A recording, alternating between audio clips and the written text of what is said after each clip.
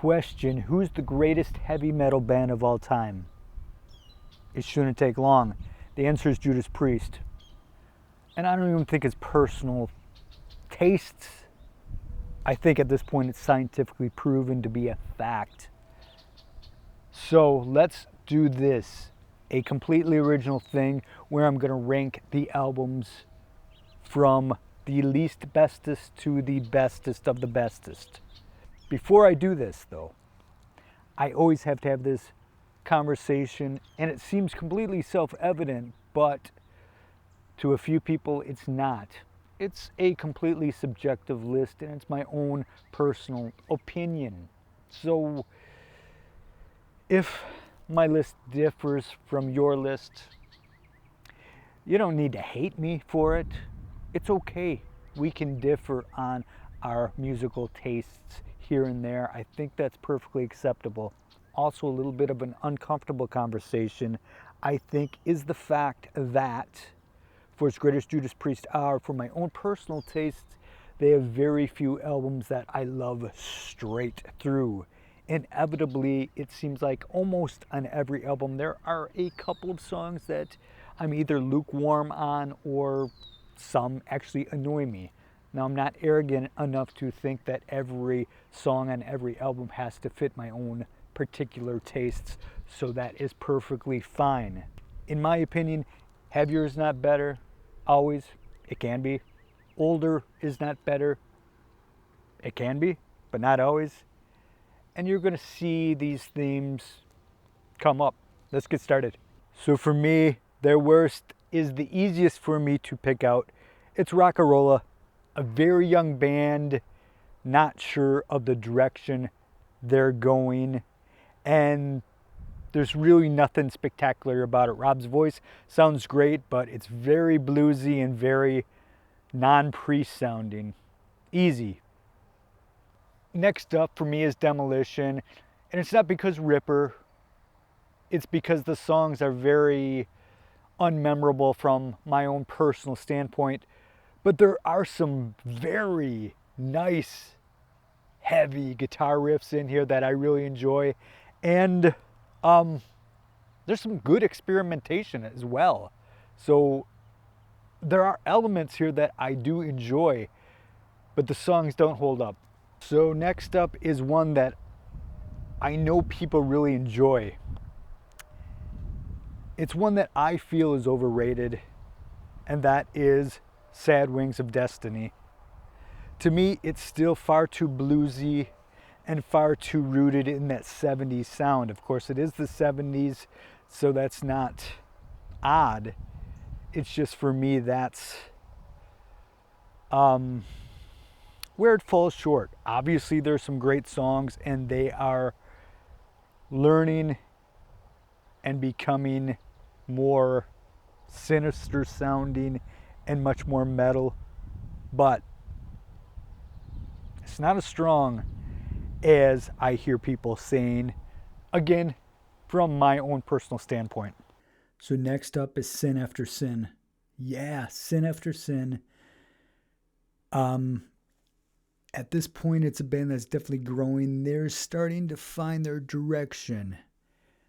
I mean, songs like Distant Aggressor may be their best song in the history of the band, period. I love that song. Starbreaker is great. Sinner is great. You have a lot of good stuff on here. You still have some of that bluesy thing and that 70s vibe going on. Obviously, it's the 70s again, so yeah, you're still going to have that, but it's changing, and soon it'll change much more. But pretty strong, I think, and I do enjoy this. Now we need to talk about Point of Entry. This one is so tough because it's got some of my least favorite Judas Priest songs. I mean, All the Way, Troubleshooter. They're not bad songs per se. I just don't want to have that much fun listening to Judas Priest. You know, there's no darkness there at all. And it's got a couple of my favorite Priest songs ever.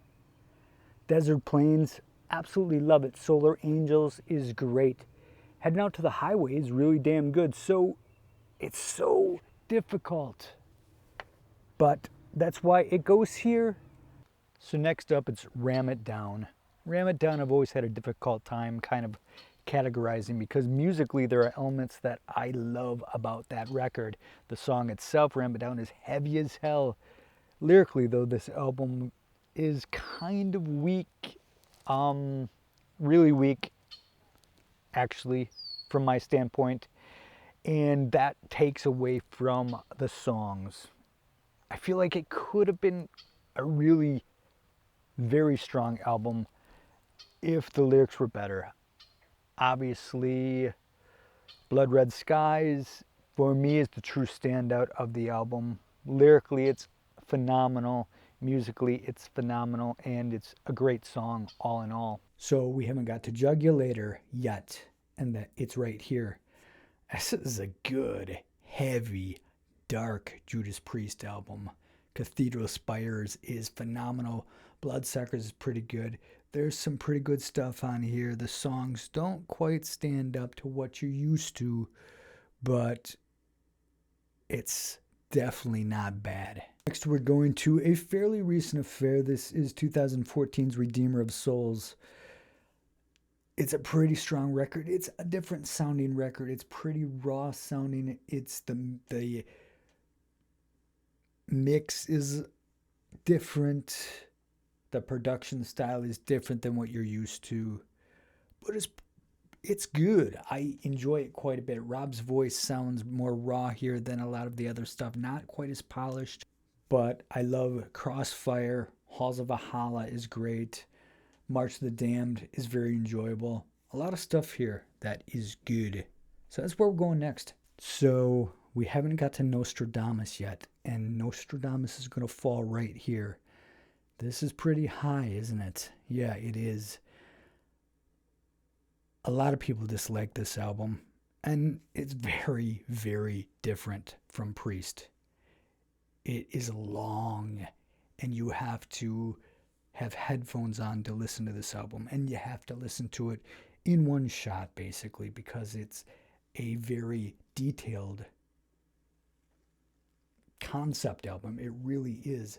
Lyrically, this is so rich, and musically, it is absolutely killer. Probably their most complicated and advanced musical compositions are in this album. Some of the solos on some of these are mind-blowing.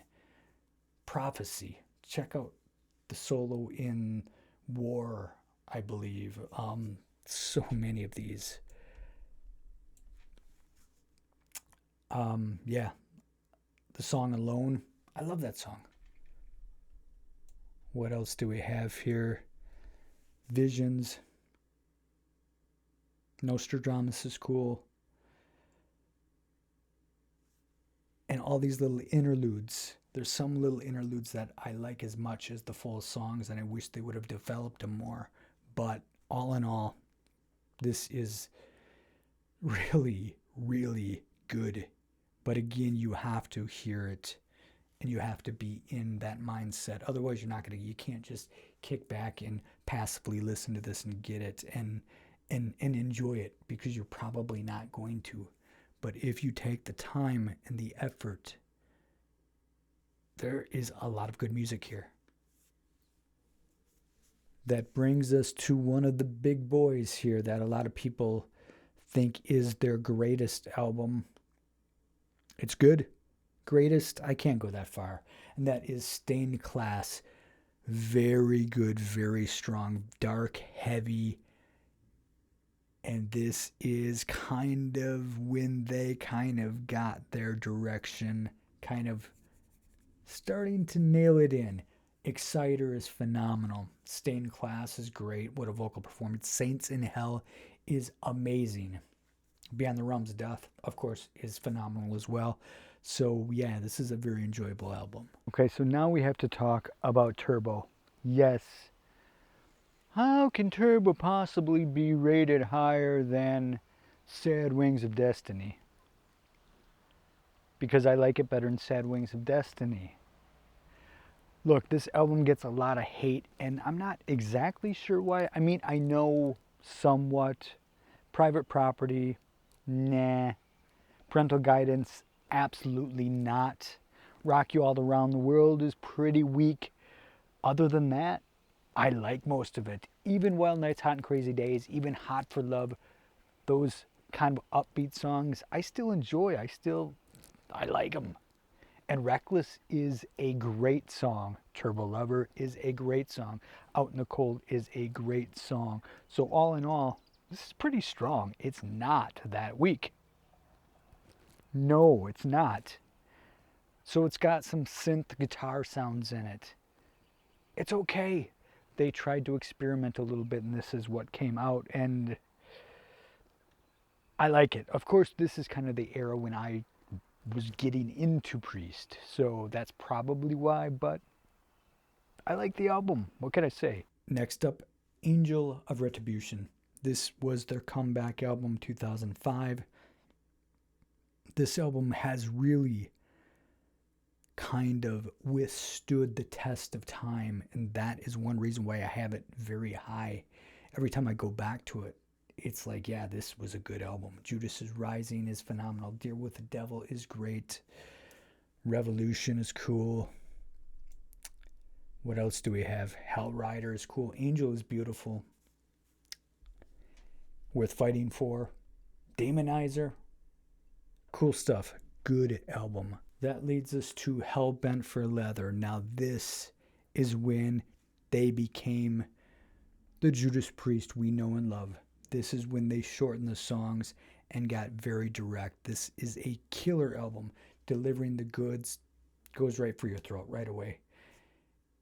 Hell Bent for Leather, of course, is phenomenal. I like Burning Up a lot.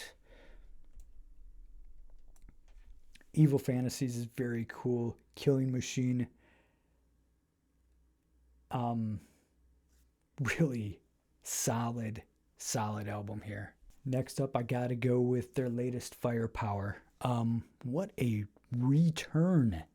This was a great record. Very classic Priest sounding. Rob's voice sounded spectacular. The dual guitar sounded phenomenal. It's not the dual guitarist that we all know. This is Richie Faulkner, and Richie Faulkner is doing a whole mess of the guitars. The majority of the guitar work here is all him. And it's got some great classic sounding Priest riffs. Great. Evil Never Dies, Necromancer, Rise from Ruins, Flamethrower, Traitor's Gate. Lone Wolf is even cool. Spectre is cool. Everything on here is cool. It's a very good album. And for a band to be this far into the game and to still put out a record like this, that's all you can ask for. That really is. Great album. Next up is British Steel. And let me tell you, this album would be higher if it wasn't for probably my two least favorite Judas Priest songs, and that's Breaking the Law and Living After Midnight. Those are two songs that I could never hear again and be perfectly happy. But Rapid Fire is killer. Metal Gods is amazing. Grinder, The Rage is a great song. Very, very, very, very strong album indeed. Yeah, British Steel is phenomenal. So next up in the 3 slot, and this is a surprise to me because this was always number 1, is Screaming for Vengeance. This is one album that I can put on at the beginning, listen to the end, enjoy every single solitary moment of this album without a doubt. It is killer.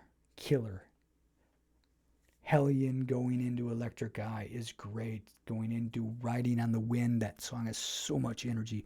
Bloodstone is just great. Their slow melodic stuff is good. Take These Chains, Pain and Pleasure, everything on here. Screaming for Vengeance is just so much fire there. You got another thing coming. It's a bit overplayed, but it's still very enjoyable. Fever, Devil's Child is just so much energy. Love this album to death. I was always somebody who said, yeah, Painkiller's great, but it's not necessarily one of my favorites. The more I listen to it, the more I'm like, this album is killer. Just a killer, menacing metal album from start to finish. There's not a bad moment on this album. It's as fierce now as it ever was. This has withstood the test of time better than most metal albums, and everything on it, just go down the list, is great. But One Shot at Glory is just so good. I love that. Touch of Evil is so good. Between the Hammer and the Anvil, these are some of the lesser known tracks, but those tracks are all phenomenal. Of course, Painkiller, we know that. Hell Patrol, All Guns Blazing is complete fire. Nightcrawler, there's not a bad thing here. And that's why it's in this second position. There are moments of my number one Priest album, which is Defenders of the Faith. There are moments here that are not as strong as Painkiller. And there are moments that are not even as strong as Screaming for Vengeance. But I think where this album gets it right, it gets it so right that it makes up for the weaker second half. And when I say a weaker second half, I don't mean a weak second half. I mean a weaker than the start. Because the start here is probably the best 4 songs in the history of any album on a metal record, I think. Freewheel Burning, Jawbreaker, Rock Hard Ride Free, and the Sentinel, one after the other. If an alien came down and said, what is heavy metal? I would say, put on Judas Priest, Defenders of the Faith. That's heavy metal. Yeah, it's that good. And even the weaker stuff. Love Bites, it's a great song. Eat Me Alive is good. Night Comes Down is spectacularly great. That doesn't make sense, but I really love that song as a kind of slow burn, underrated. Now you get into Heavy Duty and Defenders of the Faith. Filler. Cool filler, but filler nonetheless. But other than that, it's a perfect album, and it's my favorite album. Like I said, it doesn't make sense because it's probably not their best, because there is some filler in there, and I admit it, but it's my favorite. So, what can you do? So there is my list. I have to say, if I was allowed to include Fight, that first Fight album, and the first Halford album, those both would rank fairly high on this list as well, because those are great albums. But I didn't put those on because we're doing Judas Priest. So there you are. What do you think of my list? Let me hear your list. And thank you very much for watching. See ya.